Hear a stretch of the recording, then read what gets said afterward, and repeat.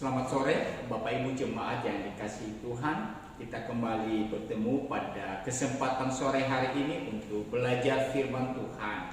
Sekali lagi ini adalah pembelajaran dari kitab 1 Petrus yang sudah beberapa minggu atau beberapa bulan kita mempelajari. Dan pada sore hari ini kita akan melihat nanti sebuah tema, yaitu baptisan dan keselamatan, yang kita pelajari dari 1 Petrus 3 ayat 21 sampai dengan ayat yang ke-22. Namun sebelumnya kita masuk di dalam doa terlebih dahulu. Mari kita berdoa. Bapa di dalam surga, terima kasih untuk waktu dan kesempatan yang Tuhan berikan kepada kami di kesempatan sore hari ini untuk kembali belajar firman Tuhan. Ya Bapa di surga, tolong kami untuk mengerti dan memahami apa yang Tuhan ajarkan kepada kami melalui firman-Mu, sehingga boleh menolong kami untuk mengerti dan lebih-lebih kami bisa terapkan itu di dalam kehidupan kami. Terima kasih waktu yang Tuhan berikan kepada kami, hamba-Mu yang mengajarkan, Tuhan berikan hikmat. Dan kami jemaat yang mau belajar pada sore hari ini, atau dimanapun kami berada, Tuhan pimpin sertai kami, sehingga di dalam pembelajaran ini kami boleh mengerti kebenaran-kebenaran yang Engkau ajarkan bagi kami. Terpujilah Engkau ya Tuhan, di dalam Kristus Yesus Allah kami yang hidup, kami berdoa. Amin. Ya. Bapak Ibu dan Saudara, tema kepada kita pada sore hari ini sekali lagi yaitu baptisan dan keselamatan. Ini sebuah pengajaran doktrinal yang kita bisa lihat di dalam 1 Petrus pasal 3 ayat 21 sampai dengan ayat yang ke-22. Saya baca kepada kita ayat ini. Memang ayat ini sudah berulang kali kita melihat dalam satu perikop ini. Dan dalam perikop ini ada beberapa tema khusus yang bisa kita coba gali untuk kita pelajari. Dan kesempatan ini kita akan pelajari tentang bagaimana hubungan baptisan dan keselamatan. Mari kita melihat dalam ayat 21 sampai dengan ayat yang ke-22. Demikian firman Tuhan. Juga kamu sekarang diselamatkan oleh kiasannya, yaitu baptisan. Maksudnya bukan untuk membersihkan kenajisan jasmani, melainkan untuk memohonkan hati nurani yang baik kepada Allah oleh kebangkitan Yesus Kristus, yang duduk di sebelah kanan Allah setelah ia naik ke surga, sesudah segala malaikat, kuasa dan kekuatan ditaklukkan kepadanya. Ya. Jadi Bapak Ibu dan Saudara, kita bisa perhatikan di sini di dalam ayat 21 tadi dikatakan bahwa kamu sekarang diselamatkan oleh kiasannya, yaitu baptisan. Bicara tentang masalah keselamatan, Bapak Ibu dan Saudara, kalau kita perhatikan di dalam Alkitab, baik itu perjanjian lama dan perjanjian baru, maka makna kata diselamatkan itu memiliki definisi yang sebenarnya itu luas. Contoh, kalau kita perhatikan di dalam perjanjian lama, kata diselamatkan umumnya digunakan untuk pembebasan fisik. Ya. Sekali lagi bahwa dalam kata diselamatkan yang diambil dalam perjanjian lama, ini adalah berhubungan dengan pembebasan fisik. Contoh-contoh yang diberikan kepada kita, misalkan ketika terjadi peperangan antara umat Israel dengan bangsa Filistin atau bangsa-bangsa yang lain, dan mereka bebas dari peperangan itu, maka mereka dinyatakan itu diselamatkan. Ketika Raja Daud diburu oleh Raja Saul atau anaknya, kemudian Raja Daud melarikan diri, menyelamatkan diri, dan ia bebas dari kejaran Raja Saul, maka ia diselamatkan. Itulah sebabnya kalau kita perhatikan di dalam kitab Mazmur, Daud memuji Tuhan oleh karena keselamatan yang diberikan Tuhan kepadanya dalam hubungan apa? Ia bebas dari kejaran musuh-musuhnya. Berarti ini bicara tentang apa? Lebih pembebasan fisik.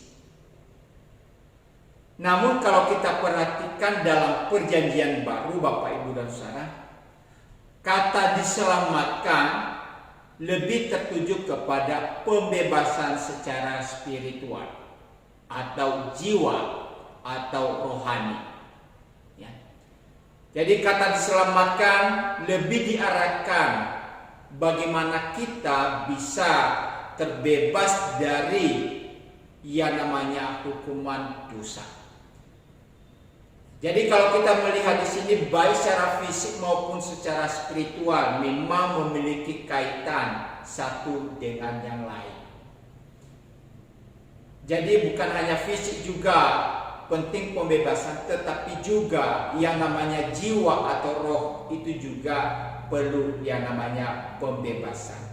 Maka secara khusus kalau kita memperhatikan di dalam konteks di dalam kitab Petrus ini, maka kata diselamatkan itu memiliki hubungan dengan baik fisik maupun spiritual. Kenapa? Kalau kita melihat sekali lagi di dalam konteks Petrus ini, di mana orang-orang percaya mengalami yang namanya penganiayaan. Orang-orang percaya mengalami tekanan-tekanan hidup dalam hidup mereka. Tentu secara fisik mereka menderita. Berbagai persoalan yang mereka hadapi secara fisik mereka alami. Namun di dalam penghiburan yang diberikan oleh Petrus kepada orang-orang percaya yang mengalami penderitaan secara fisik, ia juga berkata bahwa pengharapan kita adalah yang akan datang. Ya, kita sudah mempelajari itu di dalam pasal-pasal sebelumnya. Artinya apa? Walaupun di tengah-tengah dunia ini kita mengalami penderitaan secara fisik, tetapi yang lebih penting adalah bagaimana kita diselamatkan secara rohani. Pembebasan secara rohani. Lebih-lebih kalau dihubungkan di dalam makna atau akibat daripada dosa.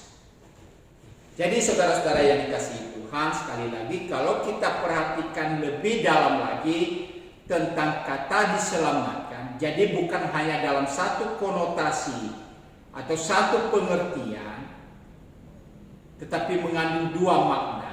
Pertama tadi, baik itu pembebasan secara fisik dan juga pembebasan secara spiritual. Mana yang lebih penting? Memang yang lebih penting adalah secara spiritual atau roh. Tetapi bukan berarti kita juga mengabaikan namanya keselamatan secara fisik. Perlu juga dalam kehidupan kita, ya, pembebasan, keselamatan secara fisik. Kemudian kalau kita perhatikan lebih lanjut tentang hubungan seperti tema kita adalah baptisan dan keselamatan, maka kita perhatikan tentang makna sebuah baptisan itu seperti apa Bapak Ibu dan Saudara. Kembali kita melihat formula baptisan yang telah disampaikan oleh Tuhan Yesus yang kita kenal dengan amanat agung Tuhan Yesus dalam Matius pasal 28 ayat 19. Di dalam ayat itu berkata, "Karena itu pergilah, jadikanlah semua bangsa muridku dan baptislah mereka dalam nama Bapa dan Anak dan Roh Kudus." Ini kita bisa mengenal Matius 28 ayat 19 ini sebagai amanat agung tentang pemberitaan Injil. Bagaimana Tuhan Yesus mengutus kita murid-muridnya untuk apa? Katakan, menjadikan semua bangsa murid Tuhan. Jadi satu tanggung jawab yang Tuhan berikan kepada kita yang tidak boleh kita abaikan sampai hari ini adalah untuk pergi bersaksi. Tujuannya menjadikan semua suku bangsa menjadi murid Tuhan. Jadi menjadi murid Yesus, bukan menjadi murid siapa-siapa, tapi menjadi murid Tuhan. Dan kalau mereka sudah menjadi murid Tuhan, maka ada penekanan yang Yesus katakan apa? Baptislah mereka dalam nama Bapa dan Anak dan Roh Kudus. Ya. Jadi ada satu penegasan yang diberikan di situ apa? Baptislah mereka. Ya. Untuk apa mereka harus dibaptis, Bapak, Ibu, dan Saudara? Sehingga menjadi pertanyaan bagi orang percaya sampai hari ini, apakah baptisan itu begitu penting untuk keselamatan atau baptisan itu tidak penting bagi keselamatan? Sekali lagi, ini adalah amanat yang Tuhan Yesus katakan, pergi, dan kalau ada orang yang sudah percaya, maka mereka harus mengalami yang namanya atau menerima yang namanya baptisan. Tentu maknanya Bapak, Ibu, dan Saudara, bahwa orang yang sudah percaya kemudian mereka dibaptis memiliki makna mereka dibawa dalam hubungan yang khusus dengan Allah Tritunggal. Ya. Kenapa saya pakai istilah Allah Tritunggal di sini, Bapak, Ibu, dan Saudara? Karena di dalam poin atau di dalam ayat ini penegasannya itu dalam nama Bapa, Anak, dan Roh Kudus, ya. Jadi Allah Tritunggal disebutkan di sini. Jadi di dalam hal ini orang-orang yang telah percaya, maka mau tidak mau mereka harus dibangun dalam sebuah hubungan yang khusus dengan Allah. Hubungan yang sangat dekat dengan Tuhan, ikatan dengan Allah, yaitu melalui baptisan. Tadi saya katakan, Bapak, Ibu, dan Saudara, tentu banyak orang bertanya-tanya apakah baptisan itu memiliki makna untuk diselamatkan, atau seperti apa di dalam pandangan Alkitab tentang baptisan itu. Mari kita kembali melihat apa yang dimaksudkan oleh Rasul Petrus di dalam baptisan yang menyelamatkan itu. Ya, di dalam ayat 21 tadi, kamu sekarang diselamatkan oleh kiasannya, yaitu baptisan. Secara umum, Bapak, Ibu, dan Saudara, kalau kita perhatikan bahwa baptisan adalah salah satu dari dua sakramen dalam iman Kristen. Yang satunya adalah perjamuan kudus. Jadi orang Kristen atau khususnya Protestan mengenal dua sakramen, tidak lebih daripada itu. Karena ini adalah perintah langsung daripada Tuhan Yesus kepada murid-muridnya dan kepada kita, yaitu sakramen ini. Pertama yaitu baptisan, tadi kita sudah menyinggung di dalam Matius pasal 28 ayat 19, dan yang kedua adalah tentang perjamuan kudus. Lalu betapa pentingnya baptisan ini penting, Bapak, Ibu, dan Saudara. Kenapa? Kalau kita melihat itu dinyatakan sebagai sebuah sakramen. Sakramen ini berasal dari bahasa Latin, yaitu sacramentum, yang berarti apa? Sumpah setia seorang prajurit. Jadi sebuah ikatan, ya, kalau dikatakan ini sumpah setia, di mana seorang prajurit dia harus mengikrarkan pengakuan kesetiaannya, baik itu kepada negara maupun di dalam segala tugas tanggung jawabnya, maka ia harus melaksanakan itu. Maka mau tidak mau itu mengikat dalam hidupnya. Jadi kalau kita perhatikan makna kata sakramen kemudian dihubungkan dengan tata cara baptisan atau pengertian baptisan, maka sekali lagi baptisan itu sesuatu hal yang penting dalam hidup orang percaya. Sebagai apa? Kalau kita kembali kepada makna sakramen, yaitu sumpah setianya kepada Allah. Jadi ketika ia sudah mengenal Tuhan, ketika ia sudah percaya kepada Tuhan, maka ia harus mengalami yang namanya ikatan. Dan ikatan itu adalah baptisan yang diberikan kepada seseorang. Dan ketika seseorang sudah menerima yang namanya baptisan, mau tidak mau Bapak Ibu dan Saudara, ia harus menunjukkan kesetiaannya kepada apa yang telah diikrarkannya tadi.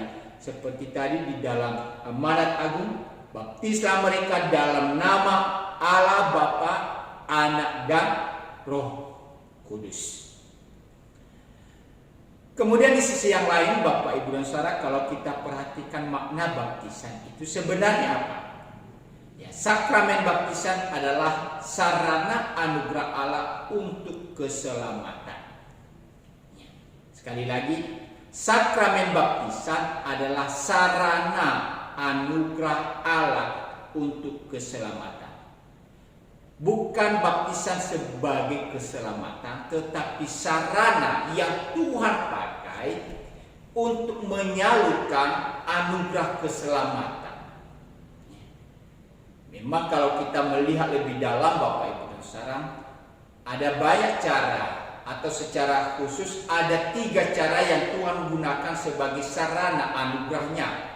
Bagaimana seseorang bisa mengenal akan anugerah keselamatan itu, yaitu firman Tuhan dan 2 sakramen tadi. Jadi baptisan itu adalah salah satu sarana yang Tuhan pakai untuk menyalurkan anugerah keselamatan kepada kita. Kemudian dikatakan bahwa baptisan secara lahiriah tidak akan menyelamatkan siapa-siapa. Jadi ini memberikan kepada kita sebuah penegasan sebenarnya Bapak Ibu dan Saudara, bahwa baptisan itu karena ia adalah hanya sarana yang dipakai, maka secara lahiriah tidak akan pernah memberikan penyelamatan kepada siapapun juga. Tapi ini hanya sebuah tanda pemeteraian kepada seseorang yang sedang mengikat janjinya, kesetiaannya kepada Tuhan. Baptisan secara lahiriah tidak akan menyelamatkan siapa-siapa tanpa adanya tanggapan untuk memiliki hati nurani yang murni dan hidup yang saleh. Jadi sekali lagi saudara-saudara yang dikasihi Tuhan, apa artinya misalkan penegasan, atau sering sekali kita melihat ada orang-orang yang berusaha menegaskan bahwa kamu harus dibaptis untuk keselamatan. Sekali lagi, bahwa baptisan itu bukan untuk mendapatkan keselamatan, tapi hanya sebagai sarana di mana Tuhan memakai itu untuk menyalurkan keselamatan. Namun, ketika seseorang telah menerima yang namanya baptisan, maka ia juga harus menunjukkan satu pembaharuan dalam hidupnya. Itulah sebabnya dikatakan tadi bahwa tanpa ada tanggapan hati nurani yang murni dan hidup yang saleh, maka apa yang dinyatakan melalui baptisan itu sebenarnya adalah tidak ada artinya. Jadi seseorang yang sudah menerima baptisan Bapak Ibu dan Saudara, maka ia harus mengalami pembaharuan hidup. Kalau kita melihat di dalam Alkitab Bapak Ibu dan Saudara, bahwa Alkitab menjelaskan baptisan itu adalah pembersihan spiritual atau pemurnian spiritual, di mana harus ada tanggapan berupa hati nurani yang baik terhadap Allah. di dalam hubungan yang kita baca tadi, sekali lagi saya baca, juga kamu sekarang diselamatkan oleh kiasannya, yaitu baptisan. Maksudnya apa?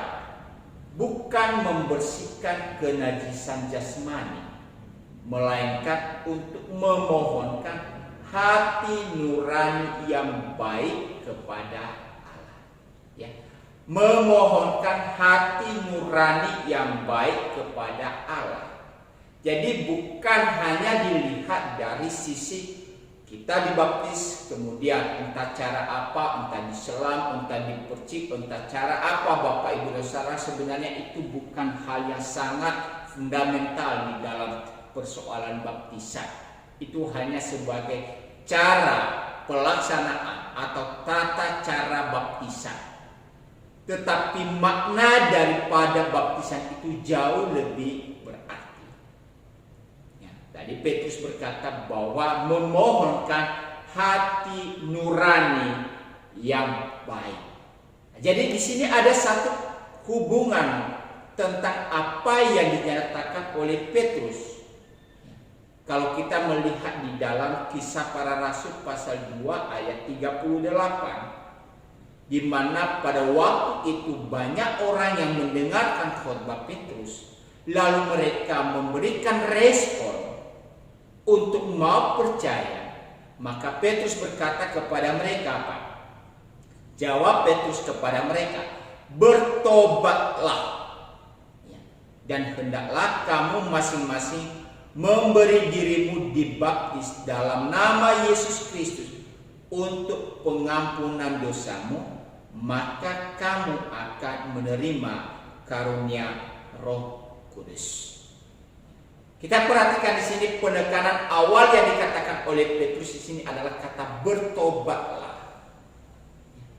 Jadi ketika ia juga menulis surat 1 Petrus ini, jadi ia paham Bapak Ibu dan Saudara tentang konsep yang pernah ia khotbahkan tentang pertobatan.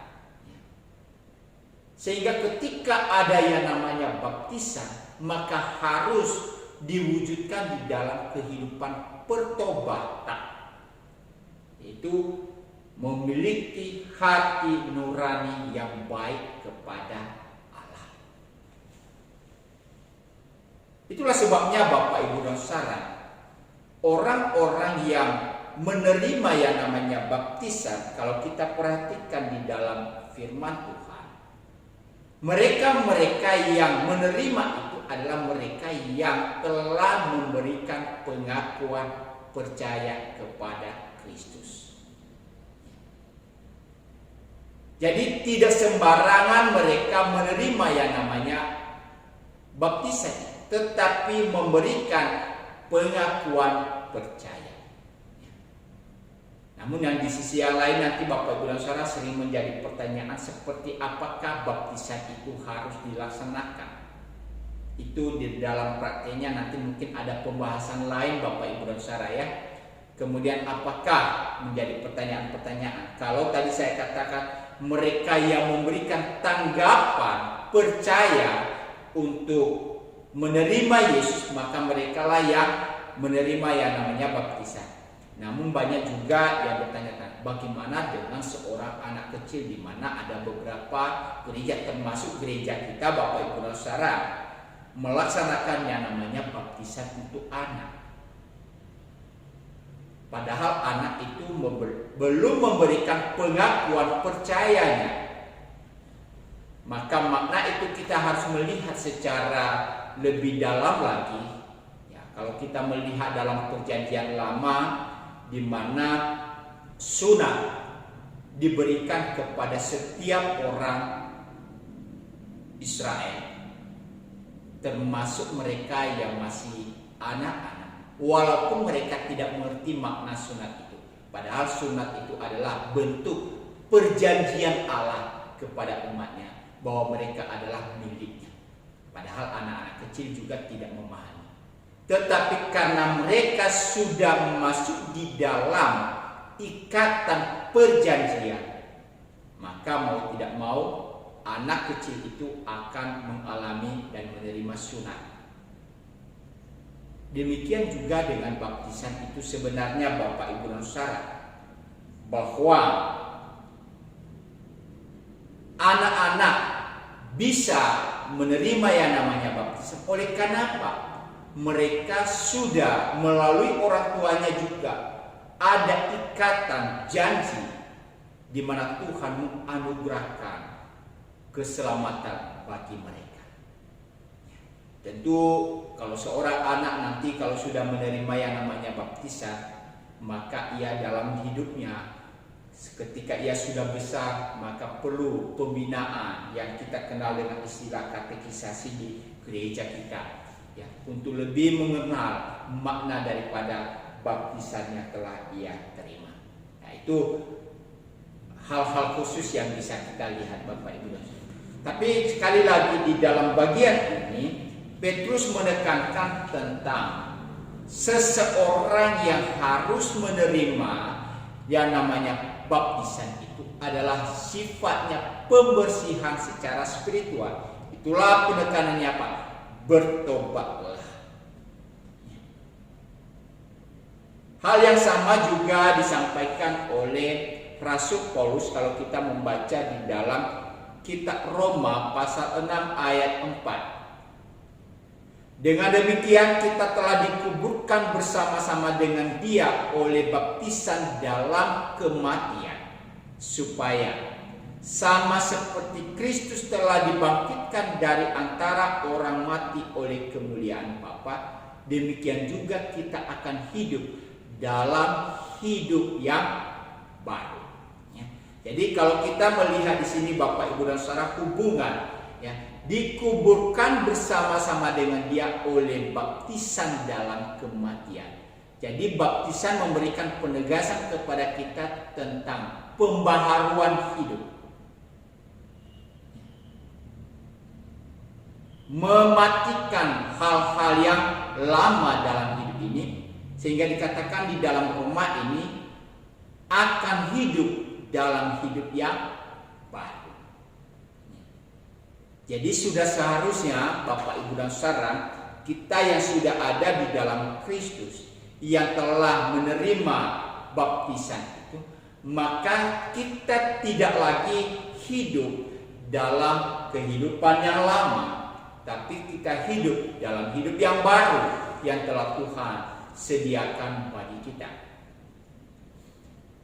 Di dalam Titus 3 ayat 5, pada waktu itu Dia telah menyelamatkan kita bukan karena perbuatan baik yang telah kita lakukan, tetapi karena rahmat-Nya oleh permandian kelahiran kembali dan oleh pembaharuan yang dikerjakan oleh Roh Kudus. Jadi kita perhatikan dari beberapa ayat ini Bapak Ibu dan Saudara, di dalam Kisah Para Rasul, penegasan Petrus tadi bahwa seseorang itu harus mengalami yang namanya pertobatan. Kemudian Roma dikatakan apa? Dia harus dikuburkan dalam kematian oleh baptisan tadi, sehingga ia memiliki kehidupan yang baru.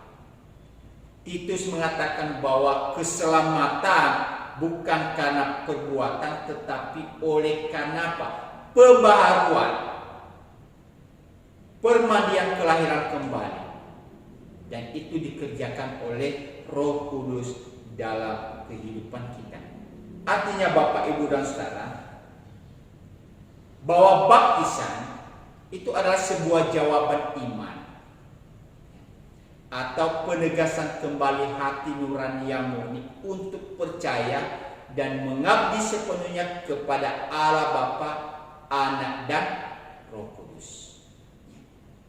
Jadi kalau kita atau seseorang yang menerima baptisan itu adalah sebuah jawaban iman, sebuah wujud pengakuan percaya kepada Tuhan yang telah menyelamatkan dia,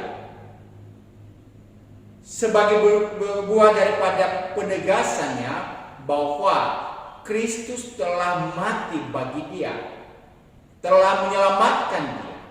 Dan kalau itu sudah ia nyatakan dalam iman percayanya, maka ia harus memiliki hati nurani yang murni dan memberikan kesetiaan pengabdian sepenuhnya kepada Allah. Di dalam baptisan itu ada pembasuhan, yaitu tanda yang terlihat. Sedangkan tanggapan iman adalah hal yang tidak terlihat. Ya, seseorang yang dibaptis Bapak Ibu dan Saudara, biasanya kita percikan air atau membasuh. Ya. Nah, itu tanda yang terlihat. Sebagai wujud bahwa ia memberikan pengakuan di hadapan umat Tuhan, ia telah percaya dan mengaku percaya kepada Yesus yang adalah Tuhan dan Juru Selamatnya. Tetapi bagaimana dengan hatinya? Orang tidak tahu, orang tidak mengerti. Maka itulah juga yang ditegaskan dalam bagian ini, bahwa seseorang yang telah menerima itu, maka hatinya juga harus mengalami pembaharuan. Dan pembaharuan itu Bapak Ibu dan Saudara sepenuhnya dikerjakan oleh Roh Kudus dalam hidup seseorang. Kembali di dalam Titus 3 ayat 5 tadi, bahwa pembaharuan itu dikerjakan oleh Roh Kudus. Jadi Bapak Ibu dan Saudara, orang yang dibaptis,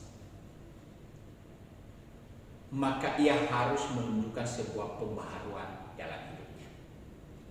Ia harus meninggalkan kehidupan yang lama. Tentu juga kita harus memahami bahwa orang yang dibaptis bisa saja jatuh dalam dosa. Iya.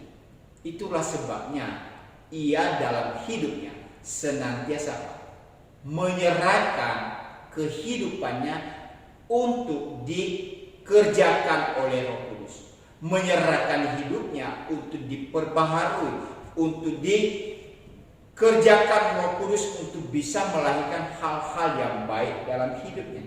Jadi secara manusia kita tidak mampu untuk memperbaharui hidup kita, tetapi Roh Kuduslah yang melakukan itu dalam kehidupan kita. Jadi saudara-saudara yang dikasihi Tuhan, dalam bagian yang dikatakan oleh Petrus tadi dikatakan bahwa baptisan itu adalah bukan untuk membersihkan kenajisan jasmani, tetapi memohonkan hati nurani yang baik kepada Allah.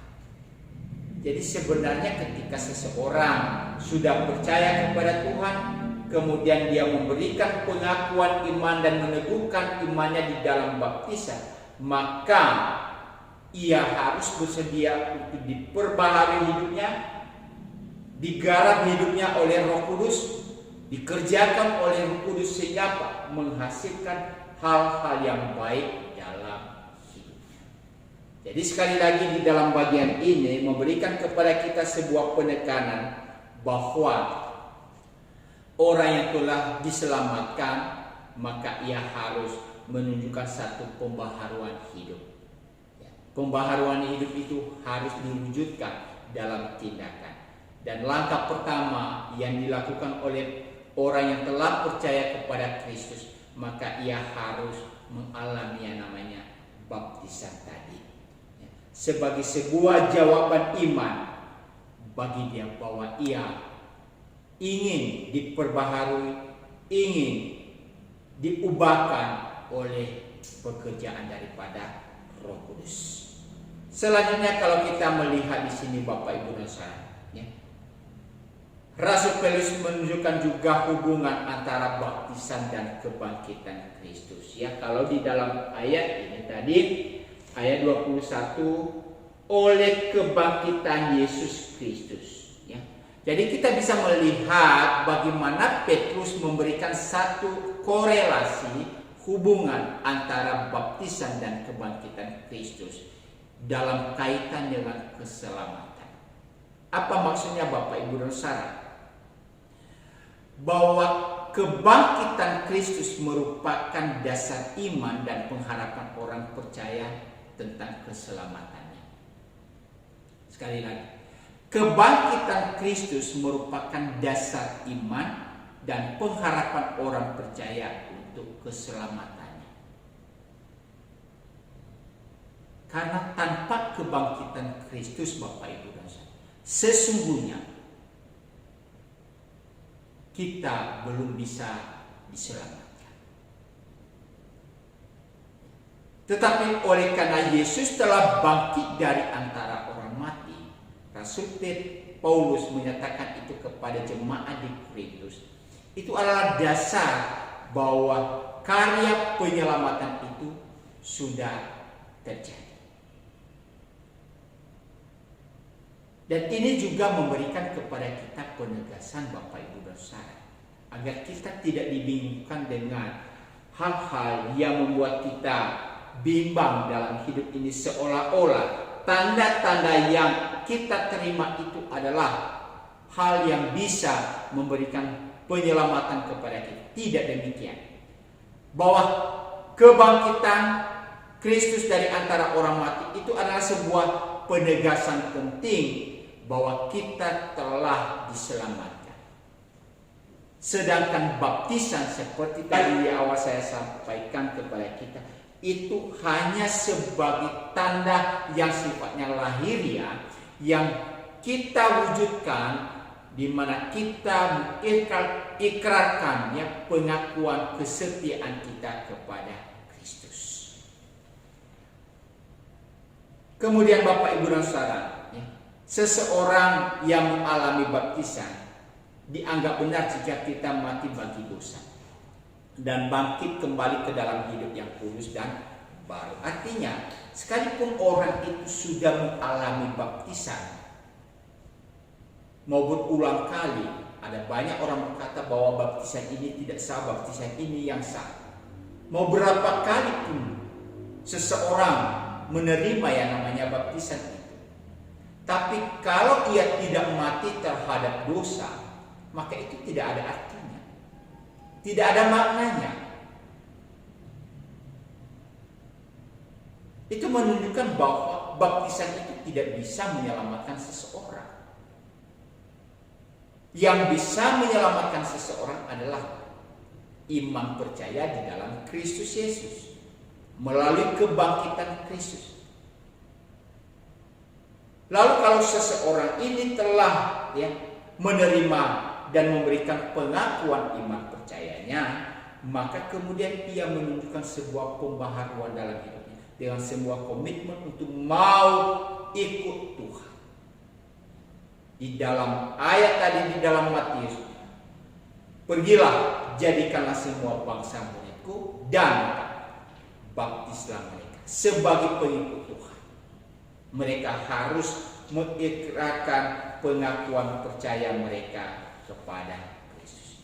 Jadi saudara-saudara yang dikasihi Tuhan, kalau kita kembali melihat di sini bahwa antara keselamatan dan baptisan itu memang ada korelasi. Korelasinya apa? Orang diselamatkan karena iman percaya. Orang diselamatkan melalui peristiwa kebangkitan daripada Yesus Kristus. Dan orang yang telah menerima keselamatan itu mewujudkan hidupnya di dalam apa? Pembaharuan hidup. Yang tanda alaminya adalah ia menerima yang namanya baptisan. Jadi Bapak Ibu dan Saudara, sekali lagi bahwa baptisan adalah sarana anugerah keselamatan yang Tuhan gunakan bagi gereja. Keselamatan adalah anugerah yang Tuhan sediakan melalui iman kepada Yesus Kristus. Jadi antara baptisan dan juga keselamatan memiliki sebuah hubungan. Tapi jangan salah, tadi saya katakan bahwa baptisan hanya sebagai tanda lahiriah bahwa kita telah percaya. Sedangkan keselamatan adalah oleh karena iman kepada Yesus Kristus. Sekarang, apakah penting nggak baptisan itu dalam hidup kita sebagai orang percaya? Penting. di mana kita menunjukkan satu pembaharuan hidup. Lalu seperti apa kita harus menerima baptisan? Sekali lagi bahwa gereja memiliki cara yang berbeda-beda satu dengan yang lain. Gereja kita, gereja Eleos, memiliki cara yaitu baptisannya sifatnya percik. Dan itu tidak salah di dalam firman Tuhan. Bagaimanapun cara itu tidak menentukan tentang keselamatan kita. Cara juga tidak menunjukkan sebuah pembaharuan hidup. Tetapi bagaimana kita menanggapi itu di dalam iman percaya kita. Sekali lagi ayat 21. Juga kamu sekarang diselamatkan oleh kiasannya yaitu baptisan. Maksudnya bukan untuk membersihkan kenajisan jasmani, melainkan untuk memohonkan hati nurani yang baik kepada Allah oleh kebangkitan Yesus Kristus. Oleh karena itu Bapak Ibu dan Saudara, sebagai orang yang telah menerima anugerah keselamatan, mari kita mengubah kehidupan kita. Mari kita menerima, memiliki hati nurani yang baik yang Tuhan kerjakan itu bagi kita melalui pekerjaan daripada Roh Kudus. Kiranya melalui pembelajaran yang singkat pada sore hari ini boleh menjadi berkat bagi kita masing-masing. Mari kita masuk di dalam doa. Terima kasih Bapa di surga, kami bersyukur karena kami boleh belajar firman-Mu pada sore hari ini. Biarlah kami yang telah mengaku dan menerima Engkau sebagai Tuhan dan Juru Selamat kami diteguhkan di dalam iman kami. Dan biarlah kami juga mewujudkan itu ketika kami menerima baptisan sebagai tanda pemeteraian daripada Tuhan bahwa kami adalah milik-Mu, maka kami bisa diubahkan. Hati nurani kami menjadi hati nurani yang baik, yang bebas daripada dosa. Kami mau hidup yang baru di dalam Engkau. Terima kasih ya Tuhan. Di dalam Kristus Yesus, Allah kami yang hidup, kami berdoa. Amin. Terima kasih Bapak Ibu jemaat yang dikasihi Tuhan. Kiranya Tuhan sendiri yang boleh memberkati, memelihara kita.